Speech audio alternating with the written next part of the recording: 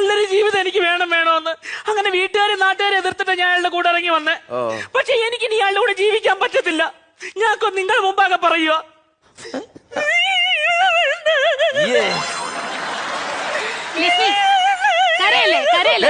സമാധാനമായിട്ട് കാര്യം പറ. ലക്ഷ്മി വീടല്ല അത് മനസ്സിലാക്ക്. എനിക്ക് അറിയാതെ കാര്യം നിനക്ക് എന്തെങ്കിലും പറയാനുണ്ടെങ്കിൽ പറ. കാര്യം പറ. എടി കൊഞ്ഞണം കുത്താതെ കാര്യം പറയും അങ്ങോട്ട്. അതായത് 16 വർഷമായി ഞങ്ങളുടെ കല്യാണം നടന്നിട്ട് എന്തൊരു സ്നേഹത്തോടു കൂടിയാ ഞാൻ എന്നോട് ഇറങ്ങി വന്നതെന്നറിയാമോ? എന്നെ ഭയങ്കര ഇഷ്ടമായിരുന്നു. എന്ത് ഞാൻ ചോദിച്ചാലും കൃത്യമായിട്ട് എനിക്ക് മേടിച്ചിരുന്ന വ്യക്തിയായിരുന്നു. പക്ഷെ ഇപ്പം ഒരു പൊട്ടിന്റെ ഉരുപ്പടി മേടിച്ചേർത്തില്ല, അറിയാവോ? തിന്നിട്ടില്ലെന്ന് പറയരുത്. ഇന്നലെ മേടിച്ചെടി പുട്ടിന്റെ അരിപ്പൊടി. പുട്ടിന്റെ അരിപ്പൊടി അല്ല, ഒരു പൊട്ടിന്റെ ഉരുപ്പടി മേടിച്ചെന്നിട്ടില്ലെന്ന്. മനസ്സിലായോ? ഇവള് കരഞ്ഞല്ലോ.